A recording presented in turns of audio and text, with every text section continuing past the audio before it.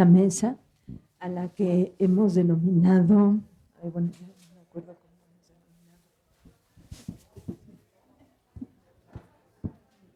denominado.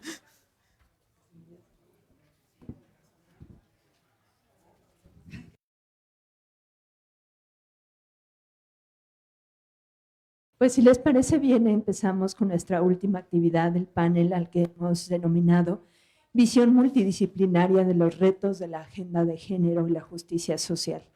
Para ello tenemos un panel de fabulosas mujeres que nos compartirán desde sus múltiples áreas de experiencia qué avances y qué desafíos advierten a propósito de la justicia social.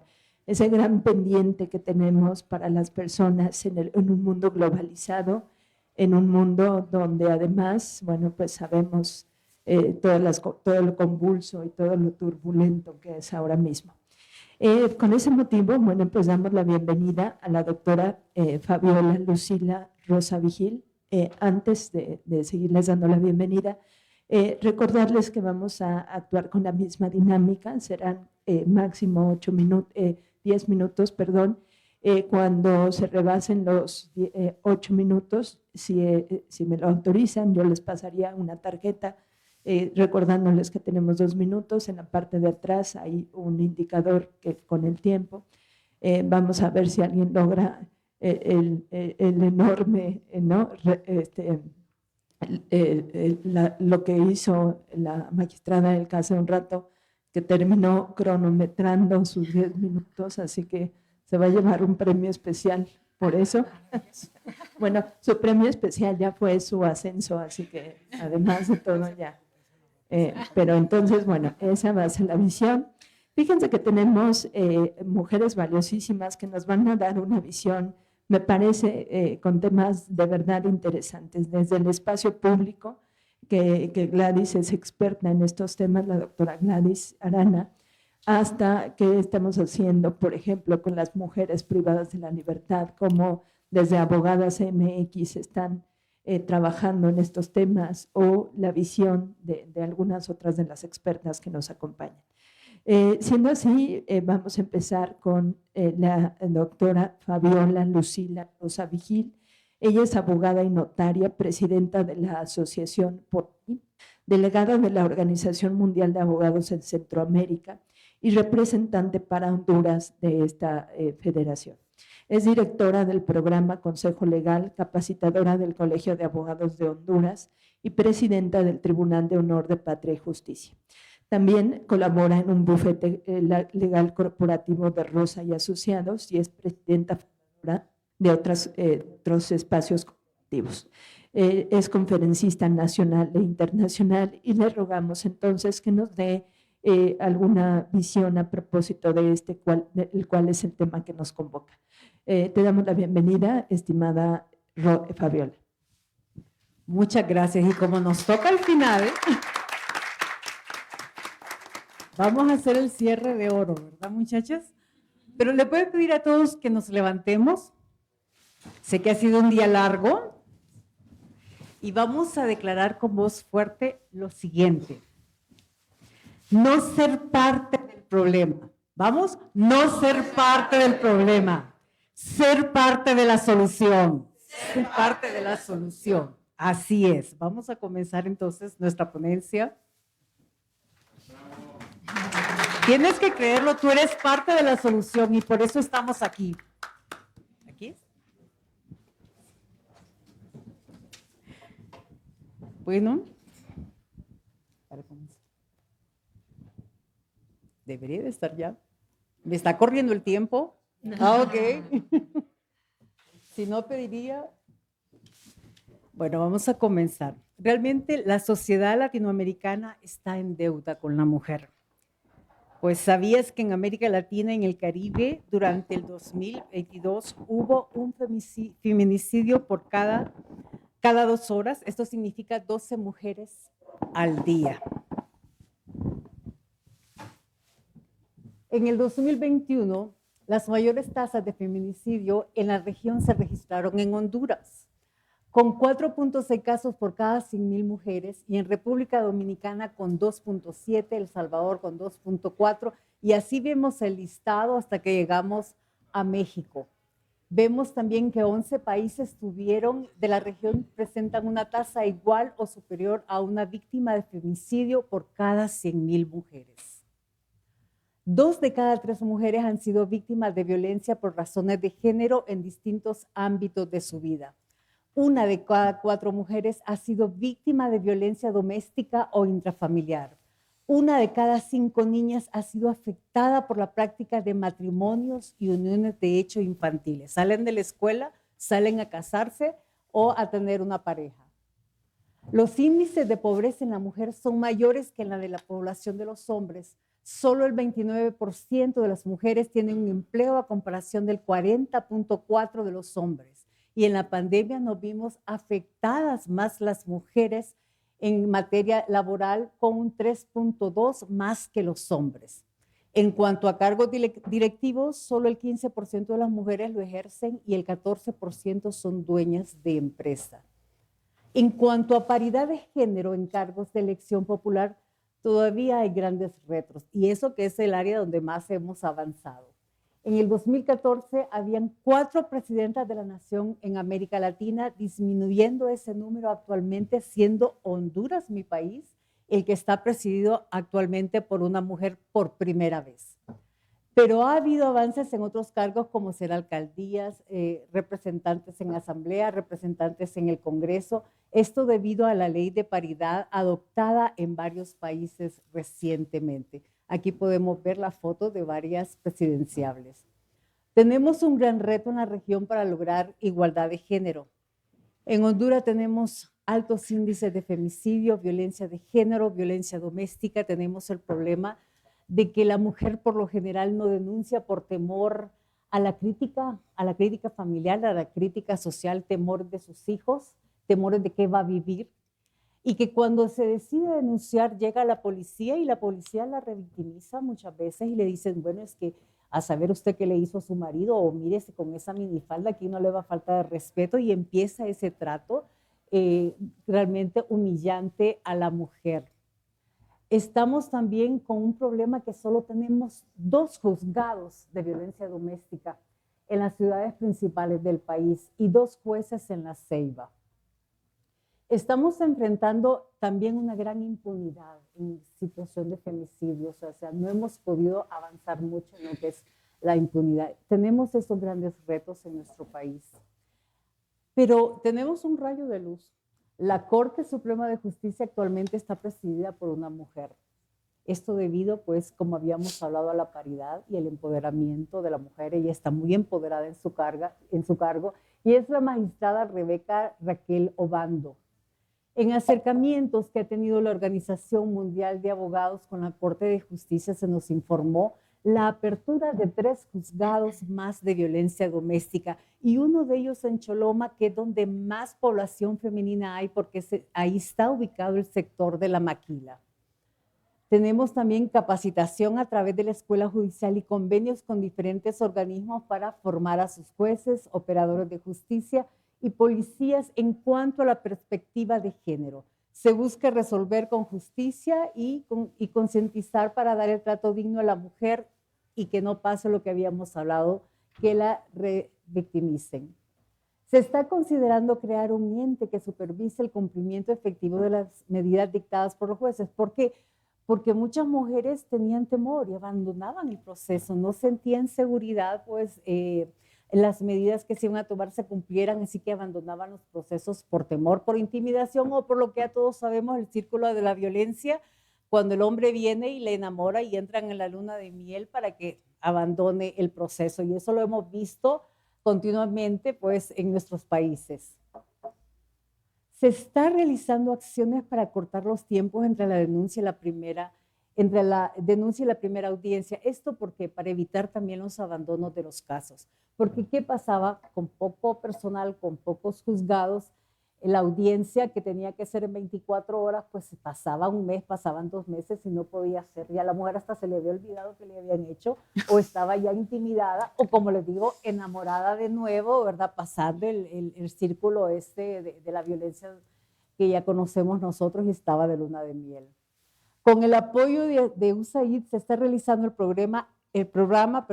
reto de los 100 días para resolver casos de violencia contra la mujer. Esto desde que ingresa la denuncia hasta que termina todo el proceso. Empezamos en septiembre. Yo espero que el otro año les dé unas buenas noticias que cumplimos, o al menos que nos acercamos bastante, ¿verdad?, a esa meta.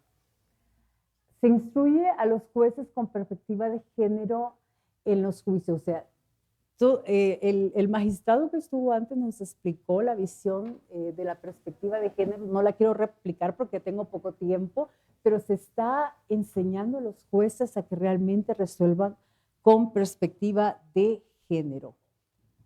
Los retos de nuestros países son grandes en cuanto a igualdad de género. Tenemos que trabajar en leyes que realmente faciliten la igualdad, en programas que faciliten la igualdad, en que la educación realmente tenemos que revisar nuestro sistema educativo que no esté más bien generando un conflicto de desigualdad, sino que más bien fomentar la igualdad.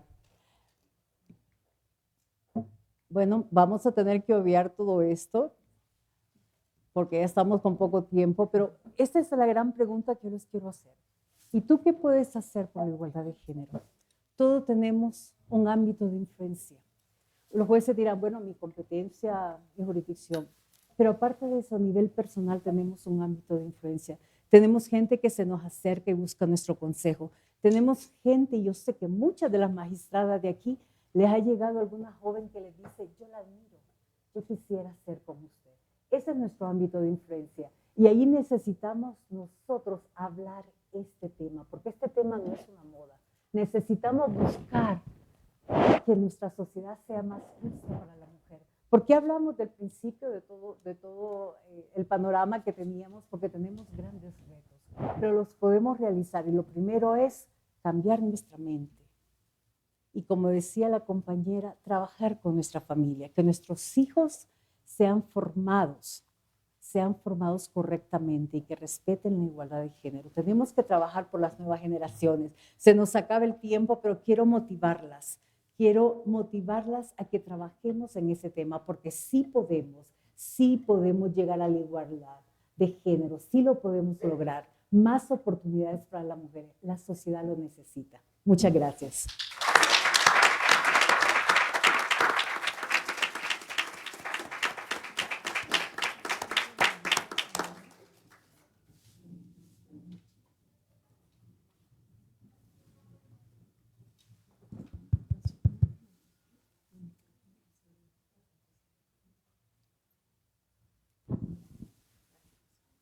Gracias. Bueno, pues agradecemos a la doctora Rosa, Fabiola Lucila Rosa Vigil, y ahora damos la bienvenida a la doctora en arquitectura, Gladys Noemí Arana López. La doctora Gladys es doctora en arquitectura por la Universidad Michoacana de San Nicolás de Hidalgo, ha sido profesora de licenciatura y posgrado, y el énfasis de su labor como investigador se ha centrado en la historia del urbanismo y la arquitectura, y particularmente en la comprensión del espacio interior de la vivienda desde la vida cotidiana, las mentalidades y el género. Actualmente se encuentra trabajando la participación de la mujer en la construcción física y simbólica de la ciudad de Mérida en distintos momentos históricos, así como estudiando las permanencias y transformaciones del espacio culinario y para el aseo en el sureste mexicano. Es miembro del Sistema Nacional de Investigadores del CONACYT desde el 2015 y también, bueno, pues sigue llevando a cabo gran labor social desde sus espacios universitarios. Le damos la bienvenida a la doctora Gladys. De verdad, muchas gracias, Gladys. Bueno, en primer lugar, muchísimas gracias por la invitación. Creo que fue un encuentro fortuito de hace algunas semanas. En segundo lugar, nunca había estado entre tantos abogados. No sé qué hago realmente aquí. Venía yo en el camino, esos 45 minutos eternos entre mi hotel y la universidad, yo decía, bueno, ¿cuál es el nivel de discurso? ¿Cuáles serán los temas? O sea, a ver, necesito contextualizarme, porque como arquitecto, pues tengo un discurso muy diferente, ¿no? Tengo que reconocer, voy a hablar un poquito más de anécdotas, soy profesor universitario, doy clases en los primeros semestres, y a veces hay que generar muchas empatías, hay que romper algunos mecanismos de comunicación para poder llegar a los chavos que tienen 18 años y cuando les hablas de violencias y les hablas de justicia social y justicia social en el espacio público, no es tan fácil llegar a esas cabezas de esa forma, ¿no? Entonces voy a partir por donde una feminista no debe de partir. Pues ponernos etiquetas, ¿no? Pero bueno, soy yucateca, no es fácil ser yucateco, todo el mundo dice qué bonito lugar para vivir. No, señores, Yucatán no es tan bonito, Mérida es bonito, pero es una sociedad muy complicada. Luego podemos hacer toda una ponencia sobre esto. Pues soy arquitecta, pero también soy mamá, soy madre, soy hija, ¿no? Ya dije que soy feminista y soy docente, como repito, en muchos temas relacionados con la arquitectura y ahora agradezco la oportunidad de que estoy dando clases que vinculan género y ciudad, género y espacio público, o bien diversidad, que es algo un poquito diferente, ¿no? El enfoque que es un poco diferente. Y comento esto porque cuando hago mi doctorado en Michoacán, que qué bueno que lo mencionan, la cosa se me puso súper dura, ¿no? En el momento que quise poner el tema género en el título de la tesis, todos los semestres en los seminarios era sumamente complicado. Entonces decidí trabajar vida cotidiana y la cosa se me puso mucho más fácil. Pero bueno, empecemos con las anécdotas y vamos a bajar un poco a la teoría, que tengo 7 minutos 40 segundos para hacerlo. Toda feminista y toda persona que trabaja género parte de las historias personales. No hay una feminista que no parta de eso. Partimos de las violencias que hemos vivido, las reconozcamos o no. Afortunadamente algunas las vemos o las vimos y salimos de ahí. Pero también, en mi caso, por ejemplo, y les cuento esta anécdota, recuerdo que una vez le decía a mi madre, oye, mamá, ella vive en un lugar que está a 10 cuadras de un parque, tiene 77 años hoy, y le decía, oye, ¿por qué ya no vas al parque? Y me dijo, porque las últimas 3 veces que fui, me caí, ¿no? Y allá es donde empiezas a ver que el espacio no es justo, que la ciudad no es justa y la ciudad no es universal.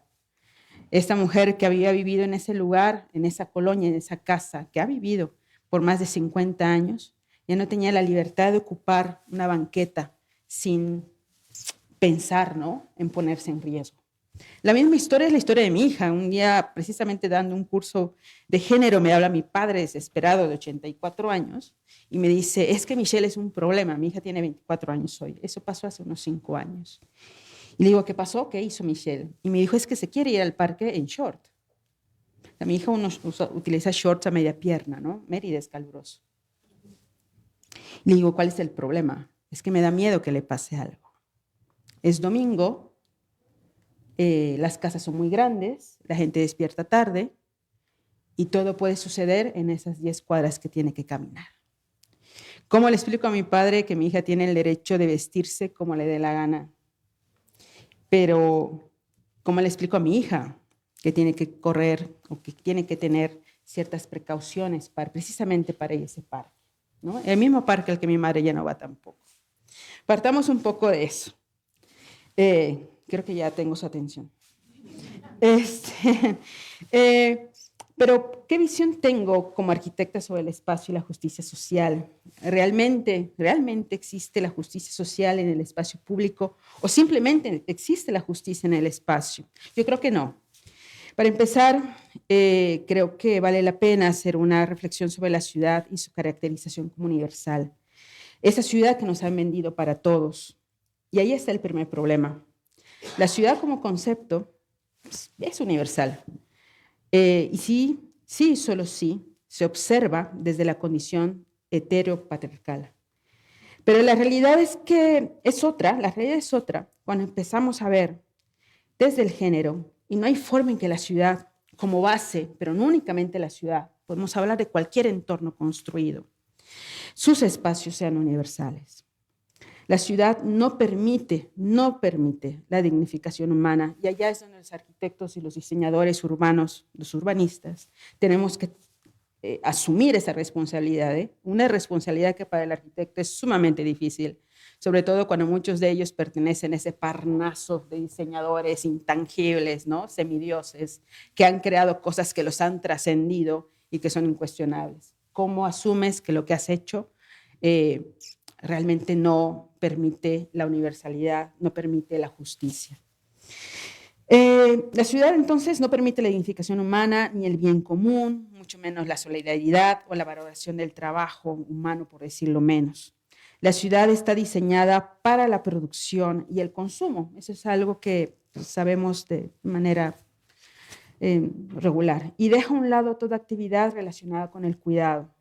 Esto es de relevancia, ya que el género no solamente es una construcción de roles a partir de la cultura de la sexualidad, sino a partir de patrones de roles, precisamente, y de la manera como nos asumimos en ese espacio, si producimos o consumimos en él. Entonces, debemos de dirigir nuestros esfuerzos para lograr una real justicia social y espacial hacia la búsqueda de una ciudad cuidadora, pero aquí hay otra reflexión. Vamos a parar aquí y vamos con otra reflexión súper rápido. Hay que hablar de 3 puntos medulares en relación al espacio y la justicia social espacial. La primera, la relación entre el espacio público y privado. Lo que ocurre en el ámbito público, y esto lo dice la increíble socióloga Agnes Heller, se reproduce y perpetúa en el ámbito privado. Si tenemos un espacio público agresivo, envilecido, que no permite el desarrollo, llevamos esos patrones al interior en estas casas, lo reproducimos, lo perpetuamos y lo sacamos de nuevo al espacio público, y siendo esto un cuento de nunca acabar. En segundo lugar, la representación. La relevancia del espacio no es solo su ocupación física, sino la representación del sujeto en él, como ente social. Es mucho más allá del significado, no es la ocupación física. Y también como apropiación espacial. Y bien dice doña Remedios Zafra, que las mujeres en el espacio público son producto o de una desgracia, regularmente de una desgracia, y que se considera que una mujer en el espacio público son o zorras o lobas, y en ese sentido, ¿cómo nosotras podemos apropiarnos de ese espacio? Entonces, aquí es cuando podemos empezar con la reflexión sobre no solo la justicia social espacial, sino también sobre la política pública y la seguridad, que es algo que se acerca muchísimo más a ustedes. Cómo el espacio participa, coadyuva, permite que ocurran ciertas cosas que no deberían de ocurrir, para no ponerles nombre. ¿Qué papel tiene ese espacio? Precisamente en la condición del mismo, como diseño y posterior uso, en la obtención de la justicia socioespacial. La ciudad me permite tener igualdad de posibilidades económicas, pero me permite ser libres. Y regreso un poco precisamente a estas primeras 2 anécdotas, ¿no? La de mi madre y la de mi hija, ambas mujeres más o menos privilegiadas, que viven en un entorno urbano, blancas, que hablan español con educación universitaria, que sin embargo, a pesar de sus privilegios y muchos otros que tienen, no tienen la capacidad de utilizar el espacio que les corresponde con total libertad. Muchas gracias.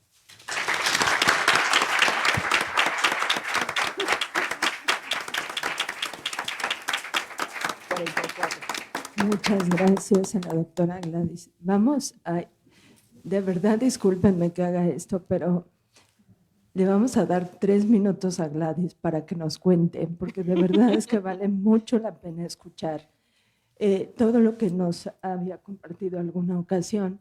Fíjense que ella, entre todas las investigaciones que ha llevado a cabo y este compromiso que asume como desde su posición feminista, nos platicaba hace algunas semanas de cómo las cocinas eran un espacio, ¿no?, donde se tejían las redes sociales. ¿Nos platicas eso, Claro. Gladys? Creo que a nuestra audiencia le puede interesar, de verdad. Es un dato sorprendente y entrañable además. Muchas gracias. 3 minutos en el reloj. La pandemia me cambió la vida. Me cambió la vida un grupo de mujeres extraordinarias que tuve a bien conocer cuando de momento, tomando un curso precisamente de pedagogía con perspectiva de género, la maestra, una maravillosa doctora en tradiciones por el colegio, por el Colmich, presenta el caso de unas cocinas colaborativas, un trabajo de mujeres, en la parte más profunda de esa Mérida que nadie quiere voltear a ver, esa Mérida invisible. Le pido ir porque una de mis aficiones es trabajar cocinas, el espacio culinario como tal y todo lo que ocurre en distintos entornos, desde lo económico, lo político, las relaciones entre mujeres, etcétera, a lo largo de la historia. Y yo le decía, bueno, déjame ir, no puedes ir sola a esos lugares, y en algunos momentos es un poco delicado. Déjame ir y a mí me gustaría retribuir esta visita con un diseño colaborativo para mejorar esos espacios donde se cocina. Me encuentro con 3 emplazamientos con distintos niveles de consolidación urbana, todos ellos realmente gestionados por mujeres. La gestión del espacio, del territorio, realmente es una gestión que se da desde lo invisible y desde lo irregular, por así decir, por mujeres. Uno de ellos era un emplazamiento que tenía 3 meses de fundado cuando llega la pandemia. Los hombres abandonan el emplazamiento básicamente y quienes se quedan en el lugar eran mujeres. Una historia de éxito. Se ponen unas cocinas comunitarias, no comedores, sino cocinas, y quienes íbamos cada 2 semanas y luego un poquito más seguido a llevar insumos, éramos un grupo de doctoras, y el aprendizaje que tuvimos allá fue magnífico. No se cobraba, se pedía una cuota de recuperación a quien tuviera de 10 pesos a la comunidad.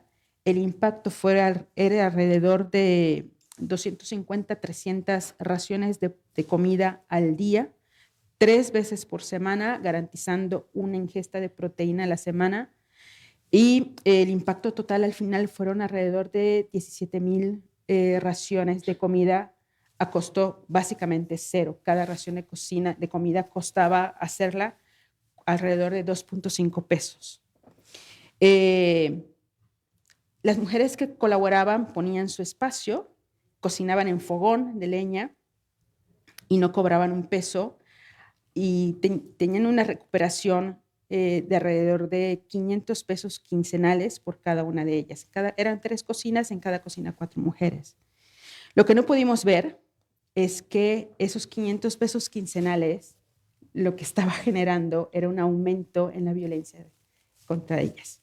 O sea, los maridos, al observar que ellas tenían 500 pesos adicionales, eso del empoderamiento tendríamos que trabajarlo de esta forma y tendríamos que trabajar muchísimo también en las masculinidades. Aumentó en la violencia de género y hicimos un estudio donde además vinculamos cómo el aumento de la violencia de género se daba de acuerdo al estado de consolidación del territorio. Mientras el territorio era menos consolidado, la violencia era menor. Un territorio mayor consolidado, la violencia era mayor. Entonces hay muchísimos aspectos ahí que observar. A mí me cambia la vida en pandemia precisamente con estos contactos, con estos nuevos territorios, con estas nuevas miradas. Y los aprendizajes son maravillosos.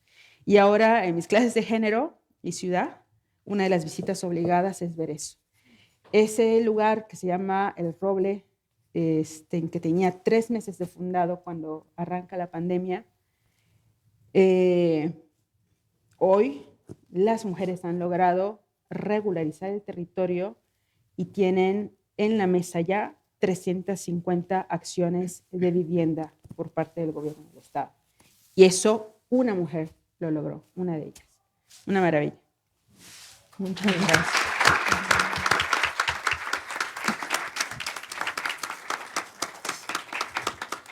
Pues es que justamente lo que queremos abordar es este tema de justicia social y con esos enfoques que además, si ustedes advierten, vean la riqueza desde dónde podemos aproximarnos o desde dónde podemos acercarnos a estos temas. Ella, que es experta en estos temas del espacio público, del territorio, como el primer territorio que tenemos las mujeres es nuestro cuerpo, por ejemplo, ¿no?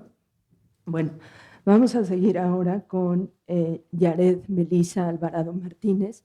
Ella es licenciada en Derecho por la Facultad de Derecho de esta Universidad Nacional Autónoma de México. Es maestra en Derecho Procesal Constitucional por el Centro de Estudios de Actualización en Derecho y maestrante en Derechos Humanos por la Universidad Iberoamericana. Ella colaboró con la creación de la Guía sobre Derechos Laborales de las Mujeres en México.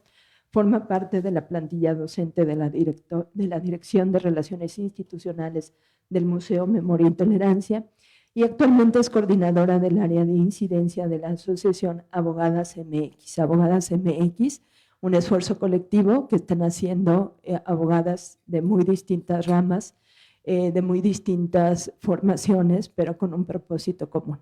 Nos va a platicar de un proyecto también fabuloso, nos parece, así que bueno, pues escuchemos con mucha atención a Melisa. Muchas gracias, Melisa. Muchas gracias a ustedes.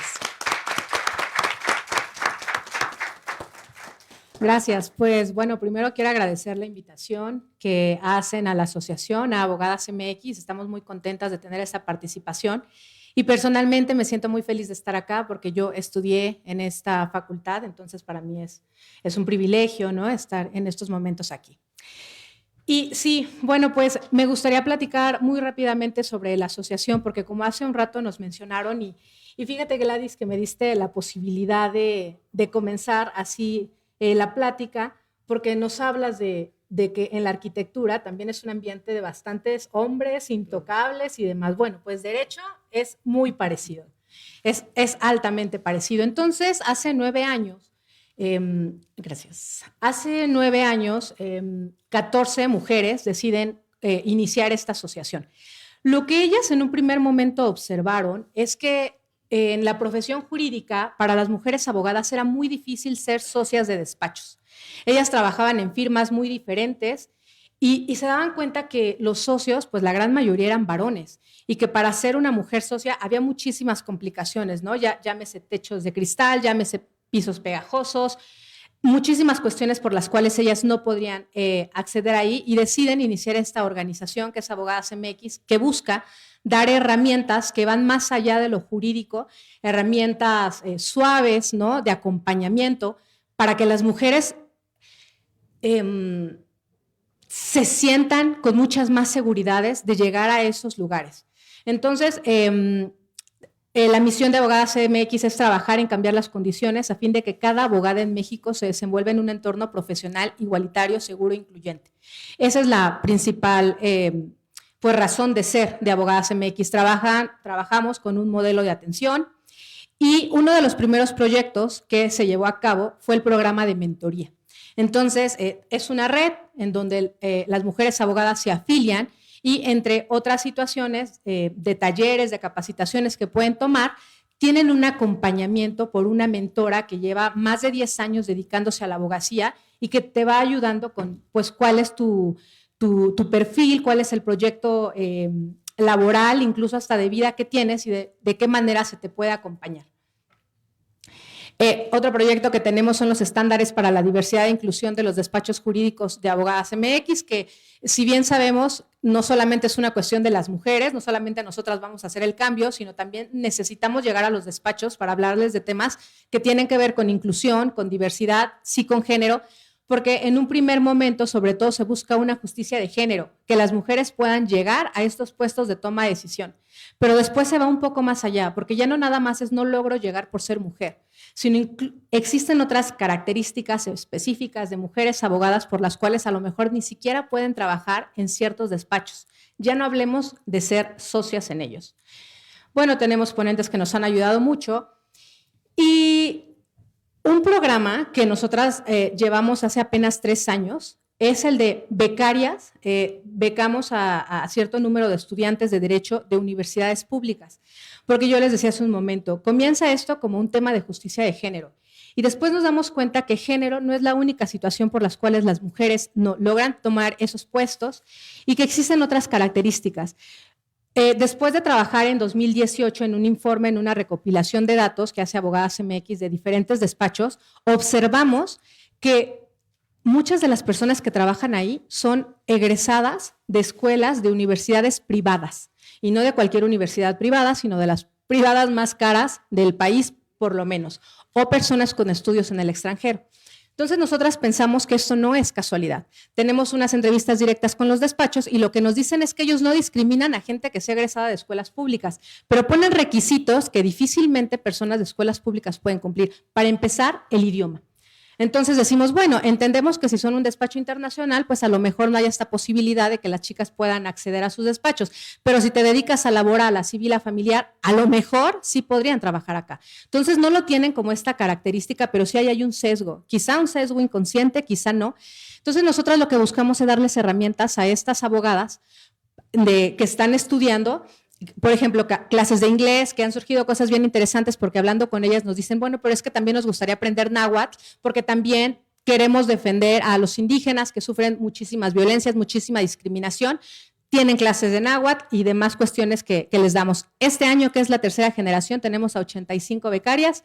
Estamos también muy felices porque precisamente de la UNAM es el mayor número de becarias que tenemos, pero tenemos de diferentes entidades de la República. A las afiliadas se busca que haya becas de estudios de posgrado en diferentes universidades y también tenemos la cátedra de Abogadas MX que damos en las universidades que vemos ahí los logos. Una cosa que trabajamos también muy de cerca es con la Clínica de Política Pública del ITAM. Cada año trabajamos en diferentes proyectos que tienen un enfoque social y siempre un componente de género. En el último trabajo que desarrollamos con ellas, analizamos unos datos bien interesantes. Se decidió que se iba a trabajar con mujeres privadas de la libertad.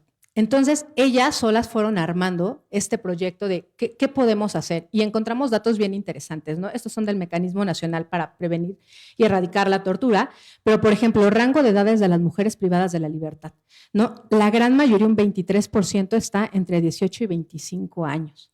¿Cuál es el grado de escolaridad máxima de las mujeres privadas de la libertad?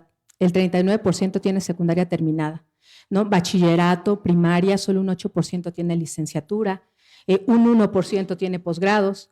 Rango de ingreso mensual de las mujeres privadas de la libertad antes de su ingreso al centro, pues si nos damos cuenta, un 37% no tenía ingresos, el 19% de 1,000 a 3,000 pesos, un 24% de 3,000 a 6,000 pesos. O sea, todos estos datos, ellas los comienzan a cruzar con un montón de violencias, ¿no? Dicen, es que esto no puede ser casualidad. Y muy seguramente existen situaciones específicas por las que las mujeres están privadas de la libertad. Se desarrolló un proyecto bien interesante que ustedes pueden consultar a través del blog de Abogadas MX, está ahí publicado. Pero de esto, nosotras procuramos constantemente construir algo. ¿Qué hacemos? Nosotras en Abogadas MX tenemos una clínica, la Clínica Jurídica Eufrosina Cruz de Promoción y Defensa de Derechos Humanos. Y decidimos comenzar a trabajar con esta situación, con mujeres privadas de la libertad. Está dividida la clínica en dos áreas. La primera es de la promoción y en esto de la promoción lo que nosotras buscamos es llevar capacitación, talleres a mujeres privadas de la libertad o que recién salieron para empezar conozcan sus derechos. Revisando este informe, ubicamos que hay muchas mujeres a las que les son suspendidos derechos porque cometieron algún tipo de situación que se salió de control y entonces no tienen derecho a tener visita, no tienen derecho al agua, no tienen muchas cuestiones de salud básicas. Entonces, nuestra intención es que ellas conozcan cuáles son sus derechos y también brindarles herramientas para que ellas puedan hacer exigibles esos derechos, tanto jurisdiccionalmente como no jurisdiccionales. Entonces, ese es el área de promoción de derechos. ¿De qué manera llevamos una cultura jurídica a esos lugares de mujeres que tanto lo necesitan y que sabemos no hay defensores suficientes, no hay abogados suficientes para atender a la población tan alta que hay de mujeres privadas de la libertad? En el en el área de defensa de derechos humanos, lo que nosotras estamos haciendo es que a través de analizar todos estos datos que tenemos de situaciones muy específicas que al final son estructurales, porque aunque trabajemos en un solo centro penitenciario, se replican, ¿no?, en todo el país. Lo que nosotras buscamos es, a través del litigio estratégico, brindar algunas alternativas que logren cambios sistémicos, estructurales, para las condiciones de las mujeres dentro y también para las que están afuera, que de pronto no tienen sus documentos de identidad, que porque necesitan llevar la carta que pueda emitir un juez y que entonces hay que tramitarla y entonces ¿a dónde? Y pues muchas personas que no tienen la menor idea, aquí podemos ver cuál es su nivel de escolaridad, no tienen idea de qué es lo siguiente que tienen que hacer. Entonces, eso es lo que nosotras estamos haciendo a través de la clínica, promoción y defensa de derechos humanos. ¿Y por qué lo estamos haciendo? Si les platicaba que la misión de Abogadas MX es dotar de herramientas, pues es a través de eso. Tenemos una red muy grande de afiliadas que a través de trabajo pro bono nos donan horas para ir asesorando ciertos casos, que donan su tiempo para estrategias jurídicas, pero tenemos también a nuestras becarias de las universidades, tenemos también a nuestras estudiantes de la Cátedra Abogadas MX y recientemente Servicio Social. Entonces, de esta manera es que estamos logrando llevar toda esta promoción de derechos a mujeres que realmente lo necesitan, que a veces no saben que presentando un escrito puede acudir la Comisión de Derechos Humanos y cuando menos formular una petición, una queja. Entonces, eso es algo en lo que estamos trabajando. Bueno, es la clínica, que ya me lo salté, y les invitamos a conocernos. Tenemos un evento el 9 de noviembre. Ojalá puedan acompañarnos para que conozcan más de lo que estamos haciendo en Abogadas MX. Muchísimas gracias.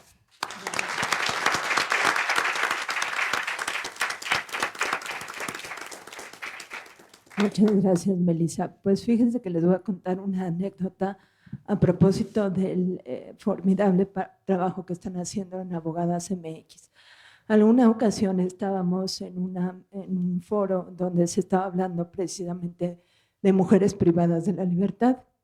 Y entonces la persona especialista que daba cuenta de ello decía que ellos tenían detectado que hay un fenómeno muy especial.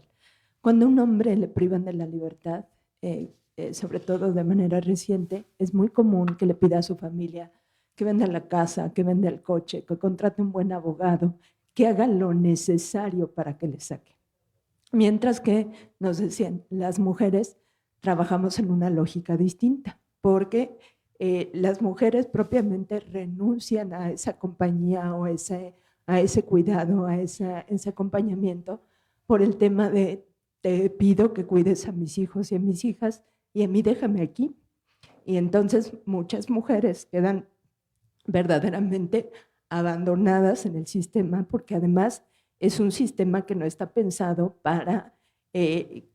sabemos que en este país, bueno, uno de los principios de todo este sistema penal es el de la readaptación, pero no sé si saben, en este país solo hay una cárcel o un centro federal de reclusión para mujeres que está en Morelos, de modo que si la mujer que delinquió venía de Tijuana, pues imagínense quién va a poder venirla a ver desde Tijuana si tiene una madre que se está haciendo cargo de sus hijos e hijas, por ejemplo, ¿no? Esas son las realidades que se siguen viviendo desde los centros de internamiento y con las que trabajan las Abogadas MX. Así que otro aplauso para ellas, por favor.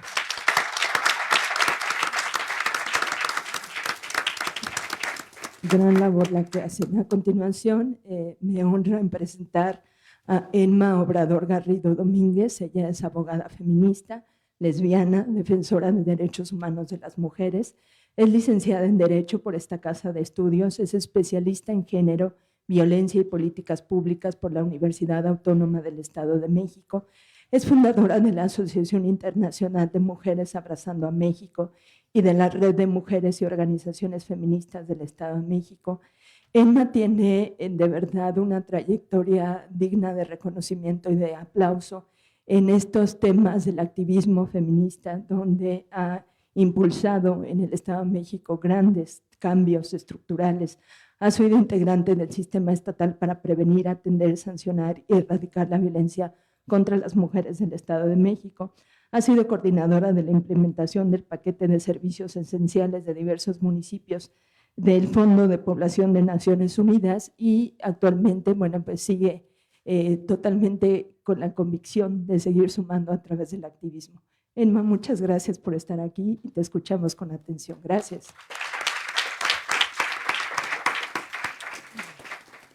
Muchas gracias. Es para mí un honor estar en esta facultad de Derecho, volver a mi alma mater, a mi casa de estudio. Agradezco mucho al pueblo de México la oportunidad que me dio de estudiar en esta universidad. Es todavía un tema de justicia social el que podamos acceder a la educación en esta universidad. Si no hubiera sido por la UNAM, yo no hubiera podido tener la oportunidad de educarme, de tener una licenciatura. Así que sigo muy agradecida con la universidad por esta oportunidad. Agradezco mucho a la invitación a la magistrada Julia, nos vimos también en un foro y charlamos un poco sobre este congreso. Me siento muy honrada con la invitación. Les saludo a ustedes por estar tanto tiempo en este congreso con interés. Sé que es pues mucho tiempo, pero qué bueno que están aquí. Eso demuestra su interés por la justicia social para todas las personas en este país. No podemos hablar de justicia social, de igualdad de oportunidades, de acceso a derechos humanos si no tenemos una visión interseccional. Una visión interseccional en donde podamos encontrarnos todas las personas con nuestras diferencias. No accede de la misma manera al derecho una persona lesbiana, una mujer lesbiana, que una mujer que no es lesbiana, pero tampoco accede de la misma forma al derecho una mujer indígena que además de ser indígena es lesbiana. Entonces, nos van atravesando en el cuerpo precisamente esta injusticia social, estas diferencias, estas desigualdades, la discriminación nos va afectando de manera desigual también. No nos afecta de la misma forma a quienes estamos en la ciudad, a quienes estamos viviendo en el campo, en las comunidades. Se vive la violencia de otra forma y de manera más acérrima. Sabemos que es importante la equidad para conseguir esta igualdad sustantiva que es la que nos preocupa, que es la que queremos, igualdad de acceso, de oportunidades, igualdad en el ejercicio de derechos. Todavía tenemos muchas tareas pendientes en estos temas, justamente para la construcción de una agenda de desarrollo.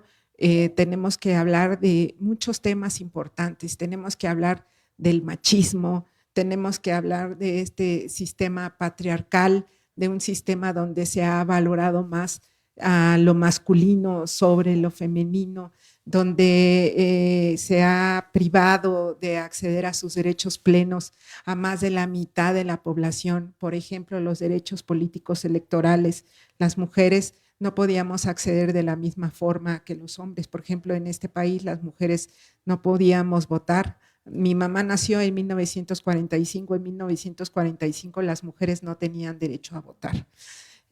Hasta 1953 es que conseguimos el derecho a votar las mujeres en una elección federal. Eso no significó que las mujeres pudiéramos participar para los cargos públicos, significó que podíamos elegir a los hombres, no a otras mujeres, porque las mujeres no podían ser candidatas, tenían esta obligación social y cultural de estar en el espacio privado. Salir al espacio público implicaba soportar, sostener y aguantar la violencia política. El que a las mujeres que quieren participar en la vida política, por ejemplo, les interroguen sobre su familia, sobre cómo se visten, sobre su situación particularmente de compromiso con otra persona, ¿verdad? Sí, todo eso tiene que ver con una desigualdad que vivimos las mujeres para poder acceder a este espacio que es el espacio político.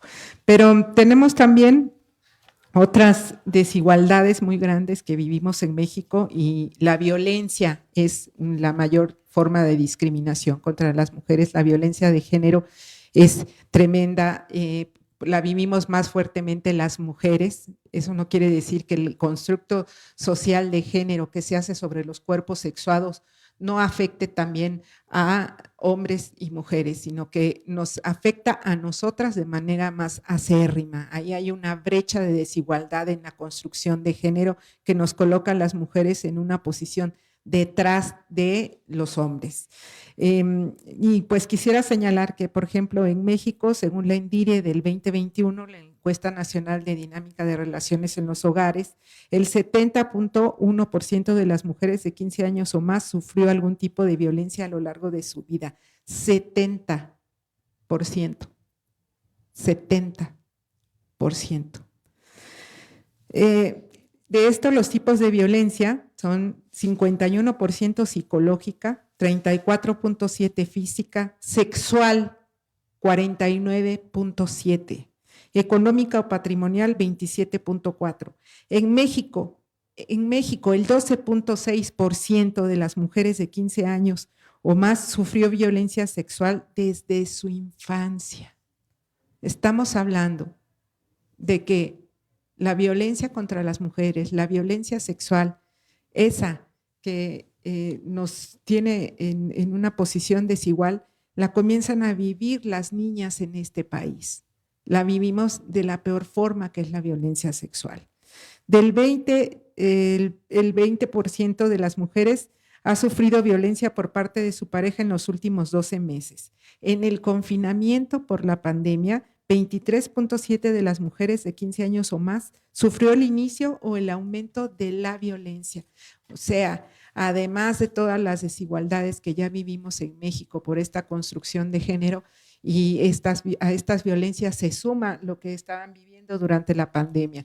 De hecho, en las organizaciones de la sociedad civil donde trabajamos, iniciamos también diversos proyectos para trabajar desde la comunidad en cuanto a la atención de la violencia contra las mujeres.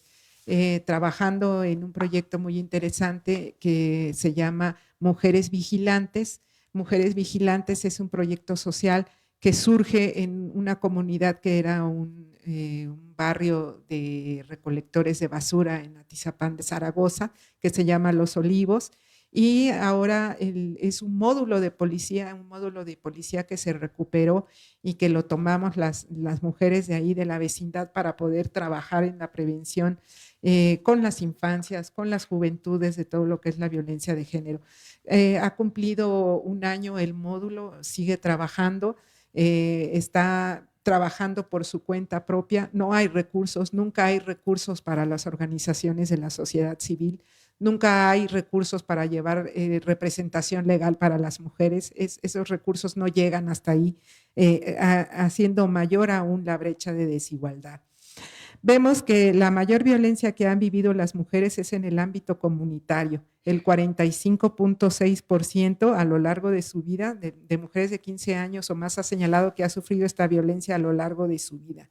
Esto nos deja pensando sobre el acoso y el hostigamiento sexual como formas de violencia sexual que se tienen que atender. Yo creo que justamente con la entrada en vigor del Tratado 190 de la Organización Internacional del Trabajo, es muy importante que volteemos a ver nuestro espacio laboral, en donde las mujeres están viviendo, el 27.9% señala haber vivido violencia en el espacio laboral, y estamos hablando de acoso y hostigamiento sexual, en donde el 40% de quienes están trabajando en México declaran haber vivido acoso o hostigamiento laboral, y sin embargo únicamente el 10% inicia una denuncia.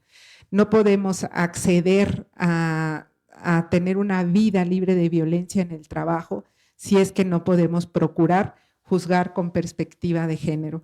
Estos son solamente algunos temas que yo les quiero traer. Creo que los derechos sexuales y reproductivos también son un tema muy importante. No me puedo ir de aquí sin señalar que en el Estado de México las mujeres no tenemos un derecho a la autonomía plena sobre nuestro cuerpo. Estamos en la lucha como movimiento social, como activistas feministas por el derecho al aborto. Es un avance muy grande que la Suprema Corte de Justicia esté precisamente emitiendo estas resoluciones tan importantes en cuanto al aborto en México, pero buscamos que también se dé en el Poder Legislativo en el Estado de México una reforma suficiente para poder garantizar los derechos sexuales y reproductivos para adolescentes, para mujeres, para niñas. Muchas gracias.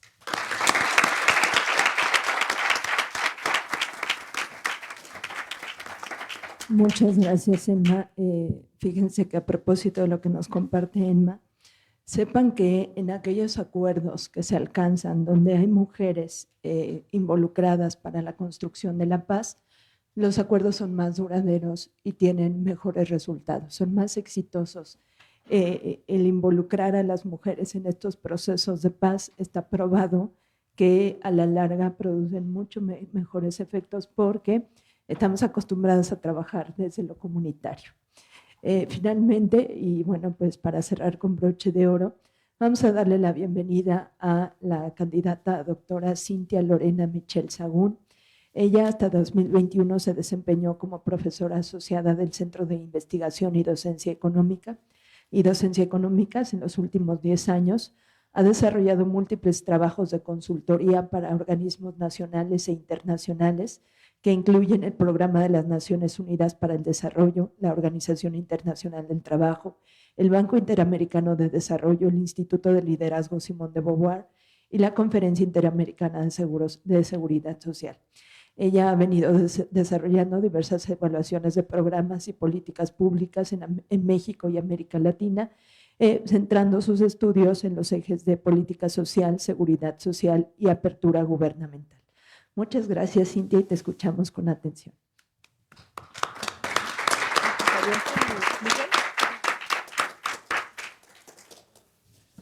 Muchas gracias. Gracias a todas y a todos por estar aquí. Soy la última, además del último panel. Entonces, de verdad, aprecio que estén por aquí. Me siento, no saben qué honrada de estar en este panel. Yo no conocía a ninguna de las ponentes que están aquí y como supongo que todas las que estamos, que de alguna forma entramos en este tema, de repente empiezo a sentir algo muy poderoso entre las mujeres y eso es bien lindo y agradezco por esa razón también a la magistrada Julia que parece que nos va pescando ahí a lo largo de la vida para darnos voz y eso lo aprecio mucho y lo valoro y lo quiero hacer explícito, así que muchas gracias. Bueno, pues yo concluyo la mesa y quiero cerrar abonando una visión adicional que no es totalmente ajena a lo que se ha hablado, pero me parece que es una visión que complementa lo que hemos venido analizando cuando hablamos de género y justicia social. Entonces, quiero partir de 3 premisas muy básicas. Sabemos que todas las personas tenemos necesidades básicas comunes, que son los derechos humanos fundamentales. Y que cuando esos derechos fundamentales no se están cumpliendo, entonces estamos frente a una injusticia social. Pero también sabemos que la pobreza es quizá la injusticia más fundamental y la más extendida, porque cuando tú padeces pobreza o vives en pobreza, entonces estás impedido de acceder a otros derechos fundamentales. Hasta ahí son mis 3 premisas, y de aquí quiero elaborar un poquito en la pobreza. Porque hasta ahora siempre, la mayoría del tiempo hablamos de pobreza y pensamos en ingresos. Pensamos en si un hogar tiene los ingresos suficientes para acceder a ciertos servicios, a consumir ciertos bienes, o incluso pensamos en pobreza como en términos de capacidades, ¿no? Si puedes tener las capacidades para aprovechar las oportunidades. Y todo eso es cierto. Pero también es cierto que si no tenemos tiempo para producir esos ingresos o tiempo para desarrollar esas capacidades que nos permitan aprovechar o potenciar esas capacidades para aprovechar esas oportunidades, Entonces, seguimos en pobreza. Y esa es la pobreza de tiempo. Entonces, la pobreza de tiempo se refiere al bienestar, a aquel momento en que la persona no cuenta con la libertad sustantiva para usar el tiempo de la forma en la que lo necesita. Y entonces me pregunto, ¿y en México en qué usamos el tiempo? Y seguramente la respuesta no les va a sorprender a nadie, pero lo usamos, por supuesto, en trabajar. Y aquí empieza una de las primeras desigualdades que es muy evidente en género. Como pueden ver, tanto mujeres como hombres dedicamos tiempo al trabajo remunerado, pero los hombres mucho más que las mujeres. Y las mujeres, en cambio, dedicamos mucho más tiempo al trabajo no remunerado, es decir, además de nuestra jornada laboral, a después ir a recoger a los niños, a pensar en que hay que pasar al súper a comprar lo que hace falta para la cena, a hacer la cita con el doctor, a comprar el regalo para la fiesta de la abuela, a meter la última lavadora en la noche porque mañana nadie tiene que ponerse. Todo ese trabajo que hacemos, además de trabajar, es también trabajo, pero no es remunerado. Pero más allá de que no sea remunerado, es un trabajo que está invisibilizado, porque la expectativa es que lo hagamos. Entonces, más bien solamente se nota si no lo hiciste, ¿no? Entonces, ¿cómo? ¿Pero por qué nadie tiene que ponerse en la mañana? Ah, pues porque no metimos nadie la lavadora, nadie, o sea, la mujer, la lavadora un día antes en la noche. Entonces, es tan grande la carga adicional que tenemos las mujeres haciendo este trabajo no remunerado que se provoca una sobrecarga de trabajo en las mujeres, una segunda jornada laboral. Y el problema es que cuando tenemos esta segunda carga de trabajo, se empieza a desarrollar algo que se conoce como el síndrome del cuidador. Y este síndrome del cuidador, siempre lo digo, no es ay, es que me siento muy cansada y estoy estresada y me agobio. Es una patología clínica. Y es una patología clínica que se manifiesta con altos niveles de depresión, mucha ansiedad y mucho estrés. Y es en todo el mundo, no solamente en México, que las mujeres asumimos las dobles o triples jornadas laborales. Y entonces, cuando volteamos a ver por qué ocurre o qué está como a desmenuzar esta sobrecarga o segunda carga de las mujeres, nos damos cuenta, y esta es nuevecita porque es de la encuesta nacional del sistema de cuidados que acaba de salir, las personas cuidadoras en el hogar se ven afectadas en muchos aspectos de su vida por cuidar, en su tiempo libre, en su desarrollo o en su tiempo para poder estudiar o desarrollar o perseguir una carrera profesional, en su relación con la sociedad y con las parejas y en su propio autocuidado. Entonces, la pobreza de tiempo en realidad se ve así y, como pueden ver en la gráfica, se ve diferente para los hombres que para las mujeres. Entonces, en el mundo lo que ha ocurrido es que en los países más industrializados, el trabajo de cuidados no remunerados se ha desfamiliarizado. Es decir, el Estado le ha entrado al quite otorgando servicios para cuidar a las personas que tienen necesidad de cuidados como niños o que tienen alguna dependencia. Pero también al interior de los hogares se ha desfeminizado el cuidado. Es decir, que en las parejas heterosexuales los hombres empiezan a dedicar más tiempo a los trabajos de cuidado y trabajos del hogar. ¿Qué ha pasado en América Latina? La historia es muy diferente y también, en toda la región en México. Y este dato me parece, es como un perfecto ejemplo. 68% de las mujeres que desea trabajar no lo hace porque no tiene quien le cuide a sus hijos o a sus personas adultas. Y yo me pregunto, ¿y dónde está el Estado? ¿Por qué seguimos pensando que es la familia quien se tiene que ocupar del cuidado de los hijos, de las hijas, de las personas mayores con alguna discapacidad o sin ninguna discapacidad o una persona con discapacidad? ¿Por qué seguimos pensando que es solamente la familia quien lo tiene que hacer? y dentro de la familia solamente la mujer. Aún así, nos vamos de esta gran desigualdad de género que hay una desigualdad adicional que ya hablábamos ahí, y es que dentro de las mujeres también hay muchas diferencias. Y las opciones que tenemos las mujeres están atravesadas por nuestro ingreso, por nuestro tipo de empleo y por la estructura que hay en nuestro hogar. Entonces, una mujer que gana 1,000 salarios mínimos, a lo mejor no tiene seguridad social, pero puede acceder a servicios de cuidados privados.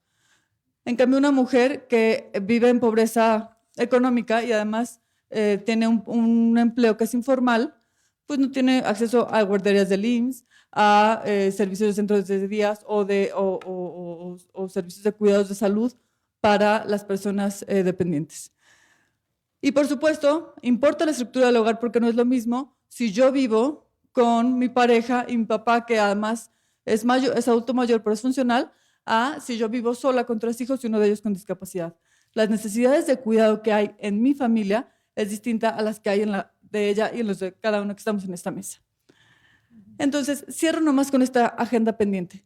Y creo que la reflexión con la que yo quiero irme de aquí es la importancia de poner los cuidados y el trabajo doméstico al centro de la discusión de los derechos fundamentales.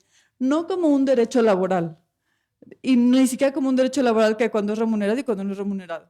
Es tiempo.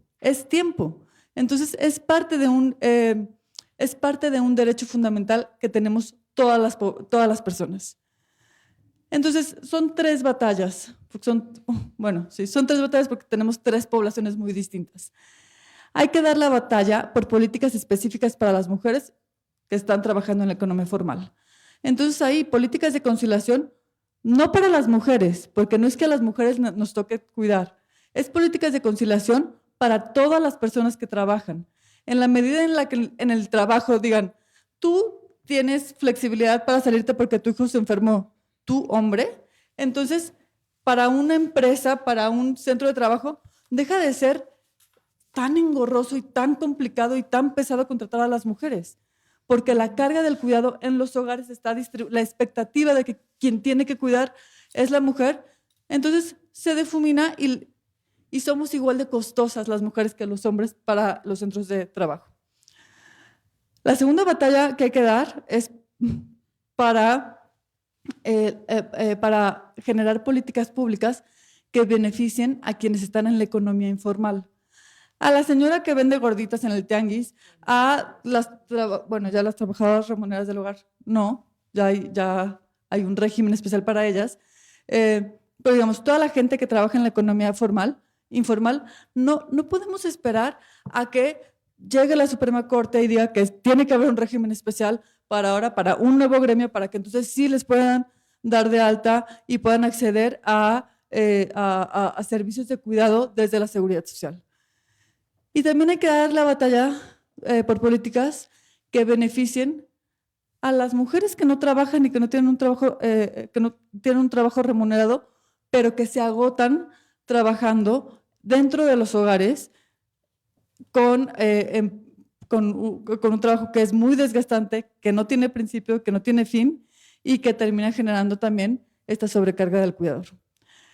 Entonces, la batalla central al final, me parece, es la necesidad de desvincular el derecho al cuidado de la seguridad social contributiva y ponerlo en el centro de la agenda de un derecho fundamental. Y es todo. Gracias. Muchas gracias.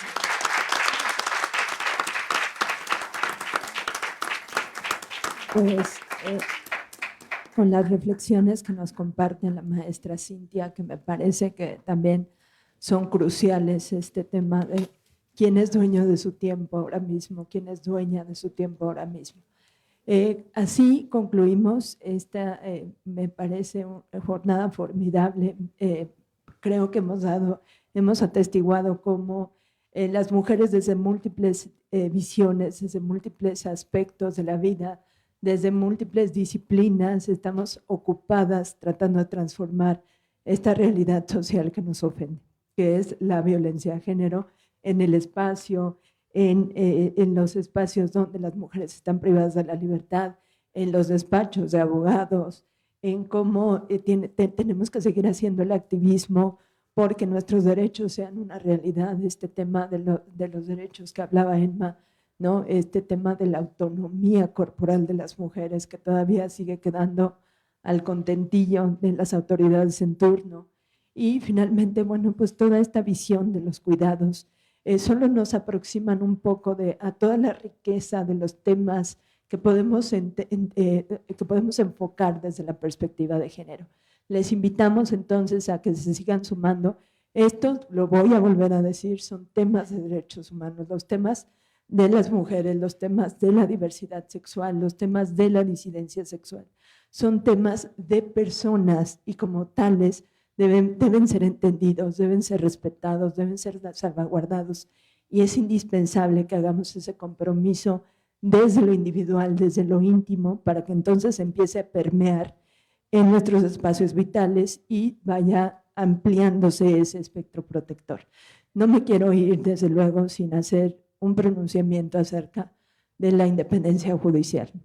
Vivimos enormes tiempos de turbulencia y a pesar de ello, ya lo hemos atestiguado a lo largo de todo el día, de toda la jornada del día de ayer incluso, y seguiremos dando testimonio de ello mañana. Tenemos una judicatura federal fuerte, tenemos una judicatura federal comprometida, tenemos una judicatura federal que siempre ha estado al servicio de la nación, que siempre ha tenido la absoluta certeza de que nuestro principal compromiso es con la justicia, con los derechos humanos y con las personas.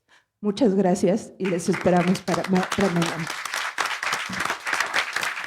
Le voy a pedir a la magistrada Mónica, si nos hace favor. Y quien quiera, vénganse de nuevo y sacamos otra foto ahora sí del cierre. Vengan todas y todos. Sí.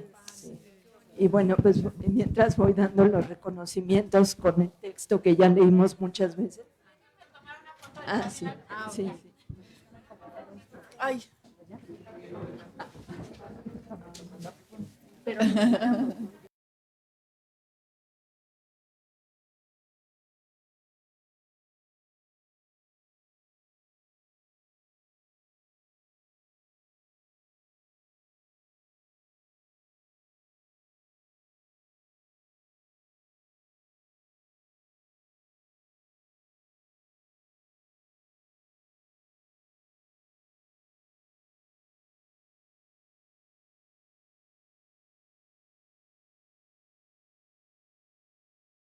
Les vamos a entregar su reconocimiento a mano. Primero, ahora vamos a empezar al revés con la maestra Cintia. A ver, la maestra Cintia Lorena Michel Sagún. Muchas gracias.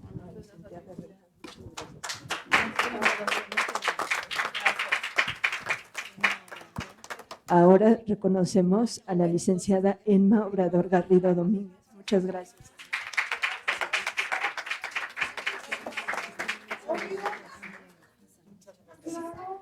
Seguimos con la maestra Melissa Alvarado Martínez, a quien también le agradecemos que nos haya acompañado.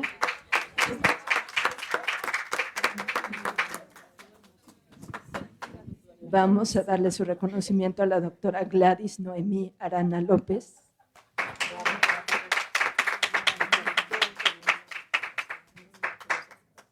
Y finalmente le damos su reconocimiento a la doctora Fabiola Lucila Rosa Vigil. Muchas gracias.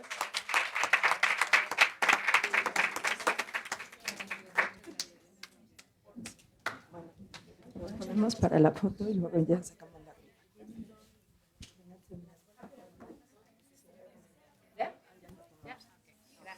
Ahora, si nos hacen favor de una foto colectiva.